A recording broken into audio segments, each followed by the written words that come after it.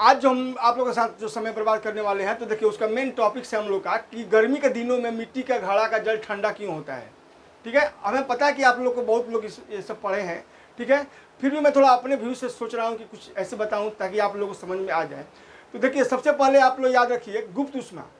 गुप्त ऊष्मा याद रखिए कि इसकी परिभाषा सुनिए, किसी पदार्थ के द्वारा त्यागी या ग्रहण की गई वह ऊष्मा जो बिना तापक्रम बदले उस पदार्थ की अवस्था को बदल देती है, तो उसे उसके गुप्त ऊष्मा कहते हैं। ठीक है, यानी इंग्लिश में उसको बोलते हैं हम लोग लैटेंट हीट। फिर सुन लीजिए, किसी पदार्थ के द्वारा त्यागी या ग्रहण की गई वह ऊष्मा जो बिना तापक्रम बदले उस पदार्थ की अवस्था को बदल देती है, तो उसे हम लोग उस पदार्थ का गुप्त ऊष्मा कहते हैं। ठीक है, जैसे होता है ना गुप्त बात, गुप्त रोग, यानी कि पर्सनल छिपा हुआ बात, उसी यहाँ पर गुप्त ऊष्मा भी होती है जो छिप करके रखा जाता है।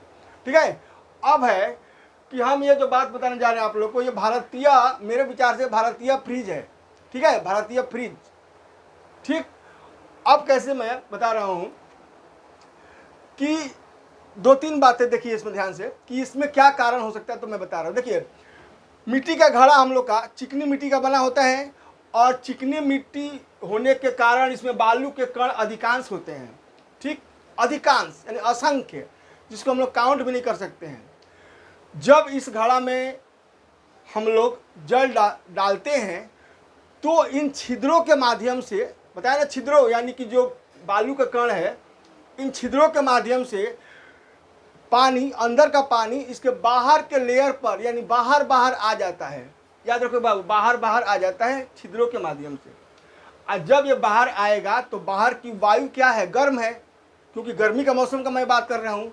तो जब बाहर का वायु जब गर्म है, तो वहाँ पर क्या होगा कि गर्मी जब मिलेगी यानी उसको उष्मा मिलेगी, तो क्या होगा जानते हो बाबू ना, वाष्पीकरण की क्रिया होगी, यानी इवेपोरेशन।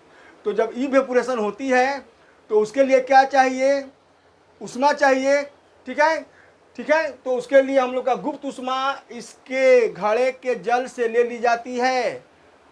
किस लिए, ताकि बाहर की जो गर्म हवा से संपर्क किया इसका तल का पानी, उसके लिए वाष्पीकरण क्रिया होने लगी, इसलिए वहाँ हमको चाहिए उष्मा, और वह उष्मा इस घड़े की जल से ले ली गई।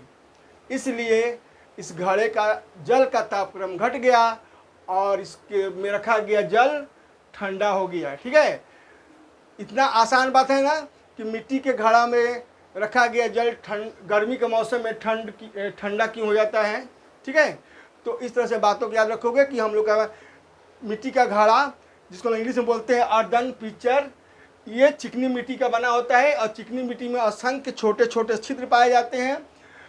जब इसमें हम लोग जल डालते हैं तो इन छिद्रों के माध्यम से ये जल इसके बाहरी तल पर आ जाते हैं, और बाहरी तल पर आकर के बाहर की गर्म वायु से संपर्क होती है, तो वाष्पीकरण की क्रिया होने लगती है, जिसके लिए आवश्यक गुप्त ऊष्मा इस घड़े की जल से ली जाती है। अतः इसका तापक्रम घट जाता है और इस प्रकार से घड़ा का जल ठंडा हो जाता है। ठीक है, अपना ख्याल रखना, धन्यवाद।